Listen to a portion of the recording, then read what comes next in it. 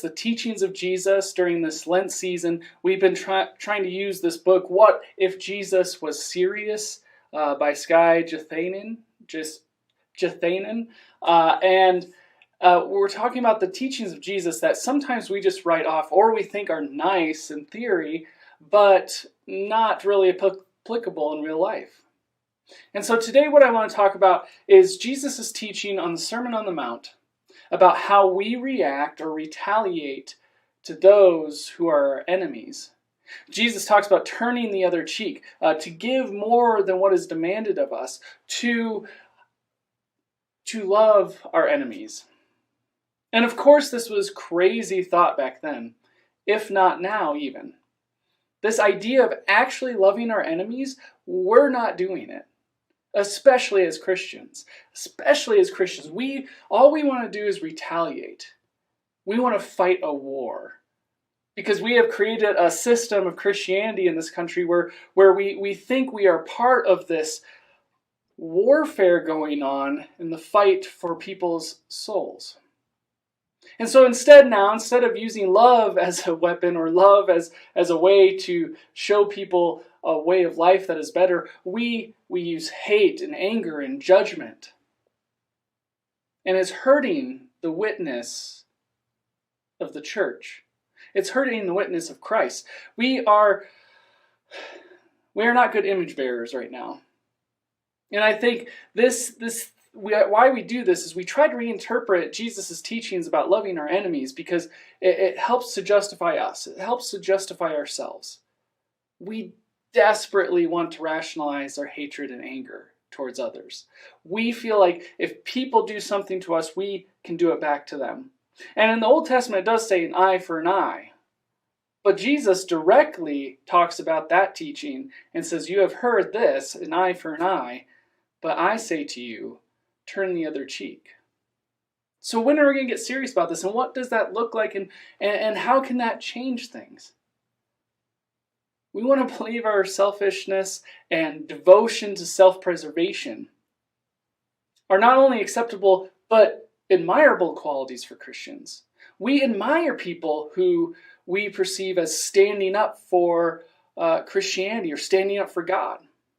Whereas Christ never talked about that God needs to be defended in any way. Actually, God became human and God suffered on the cross to die for us. And even on the cross, Jesus said, God, forgive them, for they do not know what they do. So even at the point of ultimate suffering and death, Jesus is telling God, forgive them. They don't know what they do. He's giving of himself. He's pouring himself out. And one of the things I hear about with Jesus a lot is, well, we're not Jesus. We're not perfect. We can't do everything that Jesus did.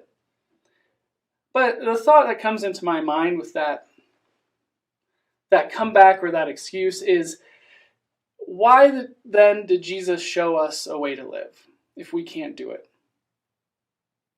I think sometimes we try to avoid hard things. We try to avoid painful things. And loving our enemy is definitely painful because we are giving something to someone that they don't deserve based on how they have treated us. And so whether you think about our world today and all the things going on, whether it's the continued riots in Portland, the riot at the Capitol, these things, these cultural movements, these big stuff is fueled by trying to give the other side or our enemies what they deserve as we believe. But what if we actually lived out what Jesus said? And to continue to love our enemies, to fight for their equality, to fight for our enemies' well-being, even still while they're being awful to us. Some may think that this is a way to never get ahead in the world, that we'll just be trampled over all the time. But there's nothing in Scripture where Jesus tells us that we need to get ahead in the world. That Jesus has always talked about humility and being humble. And one of my favorite scriptures is Philippians 2. And it talks about the humility of Christ, that God emptied himself to become human.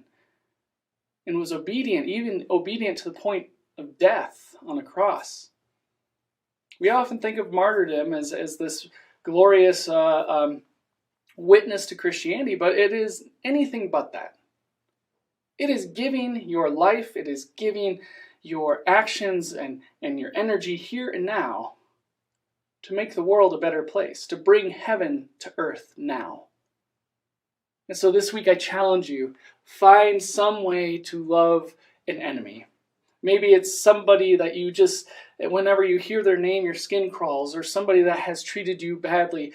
How can you love them? And there's always this fine line of you have to protect yourself in some ways from being hurt totally. But how can you do one thing to better the life of someone who is against you? Have a great week.